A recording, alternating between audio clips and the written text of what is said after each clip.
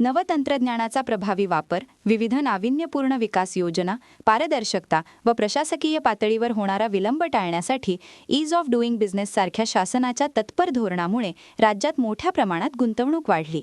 यातून औद्योगिक, सेवा, डिजिटल तंत्रज्ञान, सायबर सुरक्षा, सौरविद्युत तंत्रज्ञान क्षेत्रात अफाट रोजगाराच्या संधी निर्माण झाल्या आहेत. काळाशी सुसंगत नवनवीन आवश्यक असणारे कौशल्य शिक्षण व प्रशिक्षण ग्रामीण भागातील विद्यार्थ्यांना मिळावेत यासाठी येत्या जूनपासून शासकीय औद्योगिक प्रशिक्षण संस्था व शासकीय तांत्रिक विद्यालयांमध्ये नवीन अभ्यासक्रम सुरू करू, असे कौशल्य रोजगार उद्योजकता व नाविन्यता मंत्री मंगल प्रभात लोढा यांनी जाहीर केले. कामठी येथील शासकीय औद्योगिक प्रशिक्षण संस्था व शासकीय तांत्रिक विद्यालयाच्या नवीन इमारतीचे लोकार्पण व या संस्थेला शहीद हेमंत करकरे असे नामकरण राज्याचे महसूल मंत्री तथा नागपूर जिल्ह्याचे पालकमंत्री चंद्रशेखर बावनकुळे यांच्या हस्ते करण्यात आले. यावेळी कौशल्य रोजगार व उद्योजकता मंत्री मंगल प्रभात लोढा यांची प्रमुख उपस्थिती होती. याचबरोबर माजी देवराव रडके, जिल्हाधिकारी कुमार आशीर्वाद, व्यवसाय शिक्षण व प्रशिक्षण संचालनालयाचे संचालक सतीश सूर्यवंशी व मान्यवर उपस्थित होते.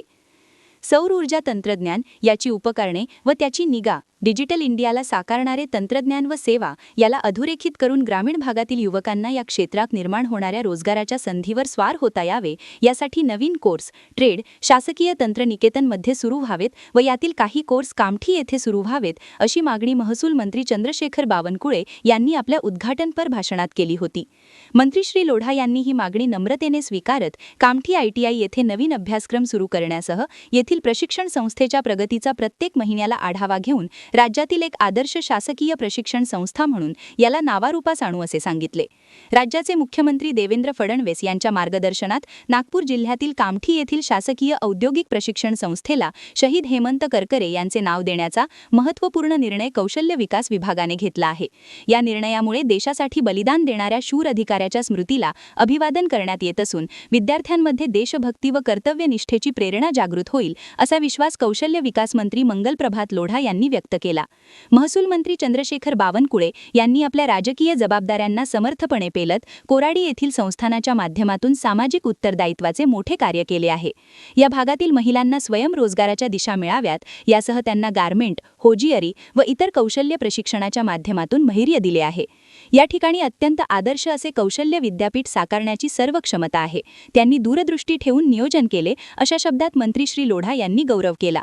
कोराडी हे भक्तीसह सामाजिक उत्तरदायित्वाचे मोठे केंद्र म्हणून समोर येईल, असा विश्वास त्यांनी व्यक्त करून यासाठी शासन व इतर उपक्रमातून आम्ही निश्चित हातभार लावू, असे सांगितले.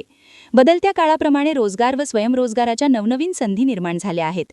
केंद्र सरकार व महाराष्ट्र शासनाने कौशल्य विकासासाठी गत 10 वर्षात सातत्याने प्रयत्नरत राहून ग्रामीण भागात कौशल्य प्रशिक्षणासाठी शासकीय शैक्षणिक यंत्रणांना नवे रूप दिले आहे.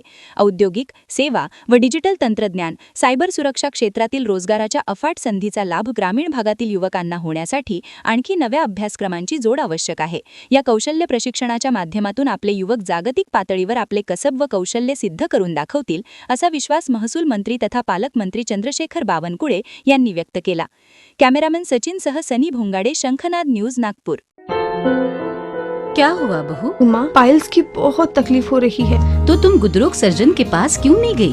देखो, जैसे हार्ट के लिए हार्ट स्पेशलिस्ट, ब्रेन के लिए ब्रेन स्पेशलिस्ट, तो पाइल्स के लिए पाइल स्पेशलिस्ट क्यों नहीं? स्त्री हो या पुरुष, टॉयलेट में तकलीफ केवल पाइल्स ही नहीं, और भी कई प्रकार के गुदरोग तथा कैंसर भी हो सकता है. इसीलिए इसकी प्रत्यक्ष जांच जरूरी है.